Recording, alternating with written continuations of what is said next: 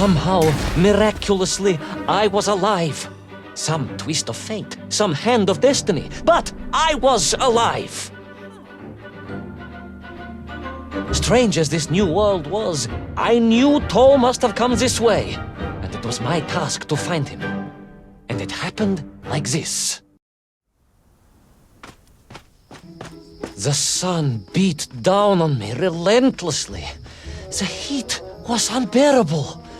I was exhausted. Yet I could not stop. I had to go on. For 7 weeks I trudged across the desert. On the second day... Please, comrade, if we may. I think we can skip the details, unless you consider them to be particularly relevant to the location of Little Orpheus. Of course, General.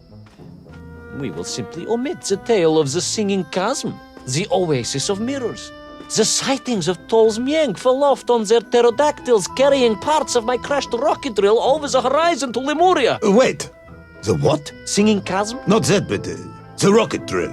Oh yes, General, the rocket drill. But what did Tol want with it? And why Lemuria? Lemuria? Lemuria, General. I am not familiar with this Lemuria, comrade. Well, that is because it does not exist, General. Or at least, so I thought.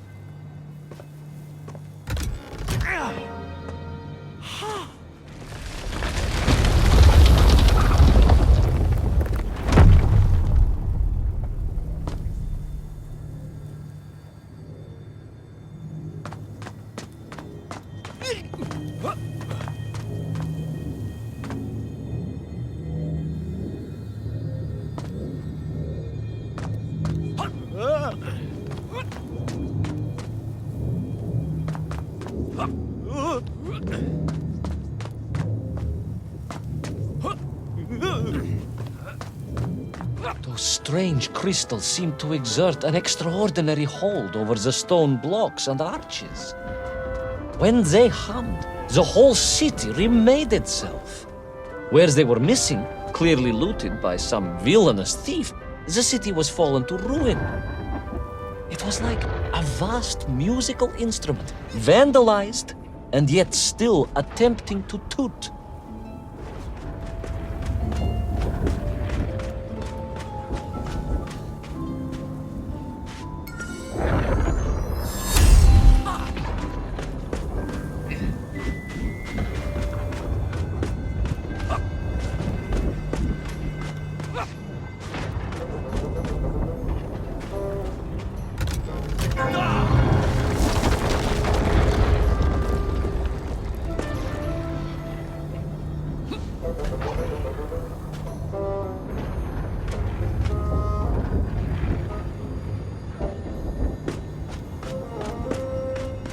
How poetic.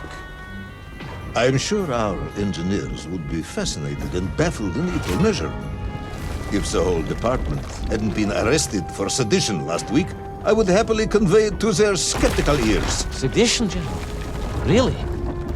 That is unfortunate news indeed. I am joking, comrade.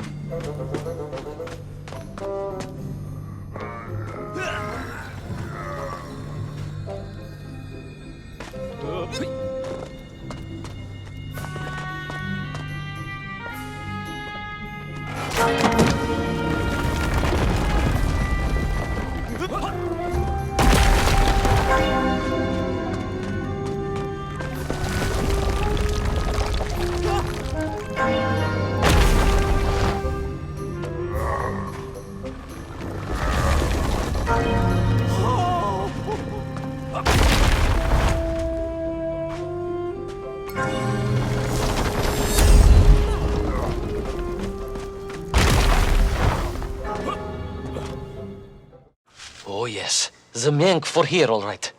Which meant whatever dastardly scheme Toll had, it was to be enacted on these burning sands. What you need to know first is this. I have told you already how parts of the devices the enslaved Menk were forced to wear came from the surface. Radio parts and so on, yes, from what you have told me. Assuming there were plenty of lost ships in the ocean as you claim, for Toll to have dredged up what he needed to assemble them. Aha, good. You are one step ahead of me, General. I said assuming. Of course, assuming. Now, as I gazed in awe at the buildings rising and falling around me, I realized that the other major component of those mind-controlling helmets was crystal. Toll had raided Lemuria for them. He knew the city. He knew the crystals could amplify vibrations and waves, and was using them to boost the signal of the radio parts to exert his control over the Menk. Which meant...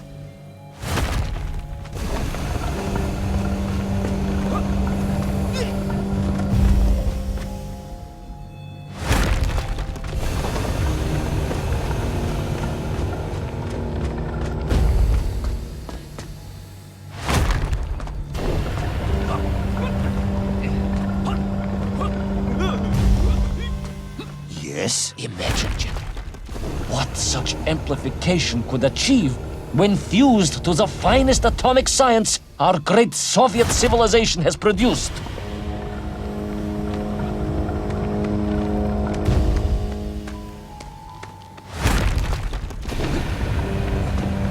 Wait! I do not understand. You said Toll was planning on using the bomb to shatter the Earth's crust to return to the surface. A tragic mistake, General. I had not recognized the extent of his mad ambitions. You mean to imply Toll would have attempted to enslave the Russian people? Pah! The will of the Soviet citizen is mighty and strong. To you, perhaps, as a trained warrior, but consider, perhaps instead, a humble son of a toy maker from Tomsk. Ah, yes. Perhaps we have our share of simpletons, after all.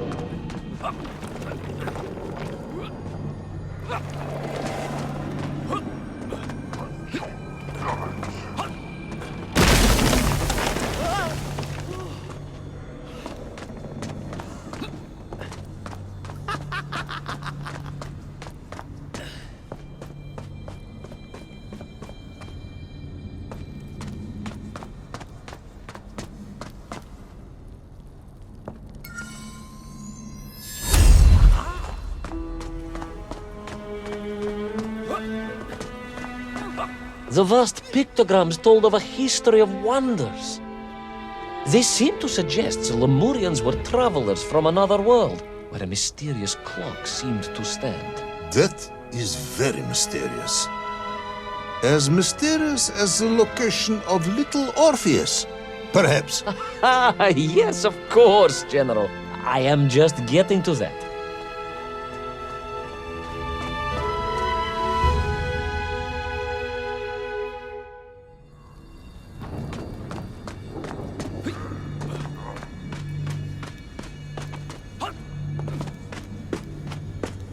So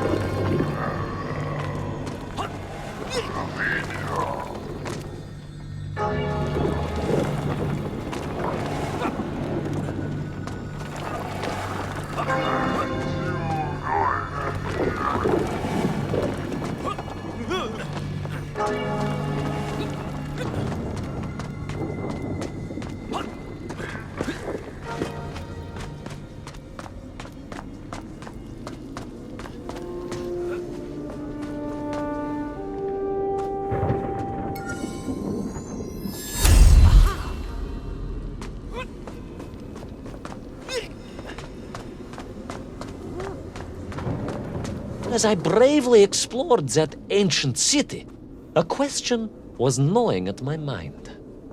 What did it mean that the Lemurians had foreseen the coming of Tol? And who was the man from above that was celebrated as the savior of the Mength? It was almost as if they could read the future in their crystals.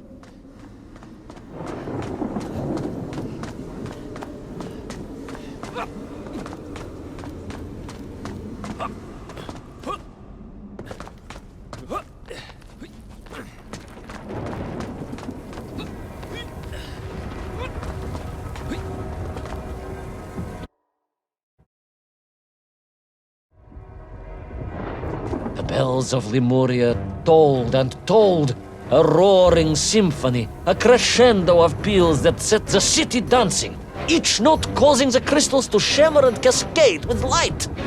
But the sandstorm was no natural phenomenon, and the bells did not ring for celebration. Something was very wrong here. Aside from the pterodactyls and the Mength and the dancing stones and the ancient magical prophecies and the crystals and now the giant bells, you mean? If you don't want me to continue, General, then I can easily just quietly go home. Don't think Chepucho will get you out of this one, comrade.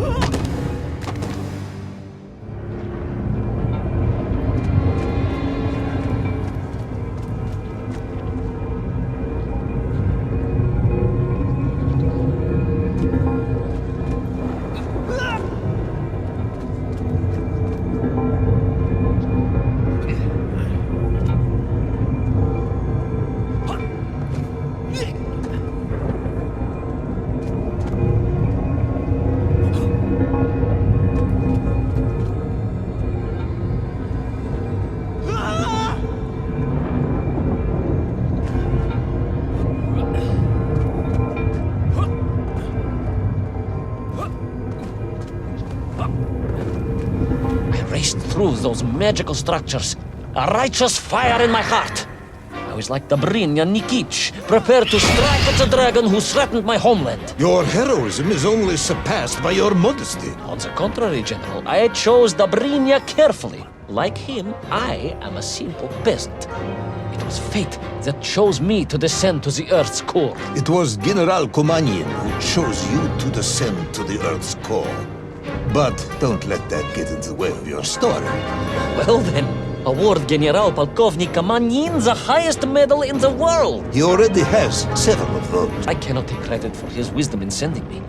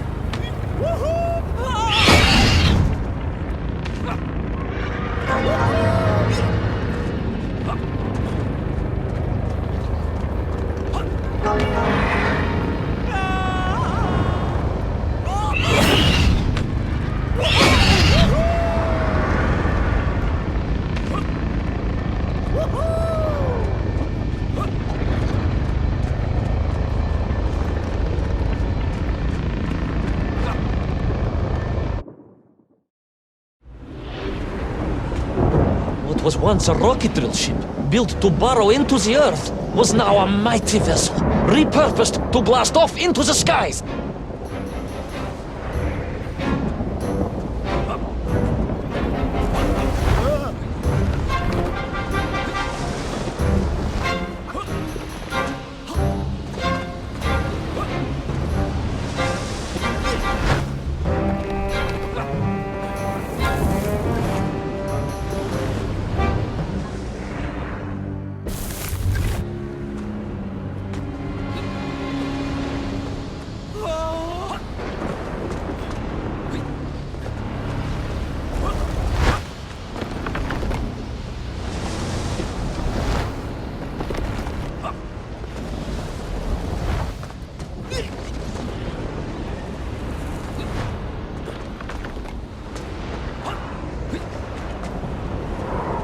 There was no doubt the toll was headed for the strange world with its clock, although to what end I was yet to understand.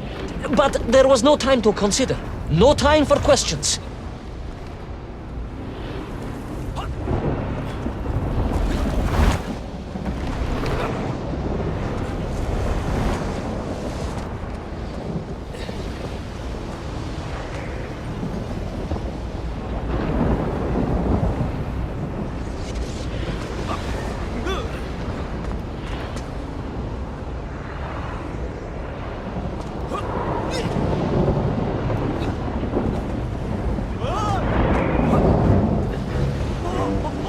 Paul was on the rocket.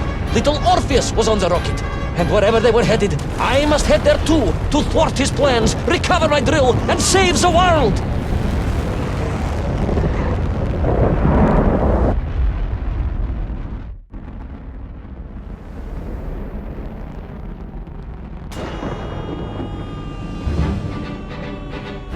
Will our enthusiastic yet disorientated hero be burnt to a cinder by the rocket's engines? Will he be smashed into the rock that surely must be beyond the Lemurian skies?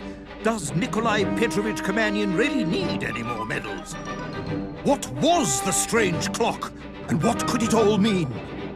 All of these questions, and more, will be answered, if you're extremely lucky, in the next exciting episode of Little Orpheus!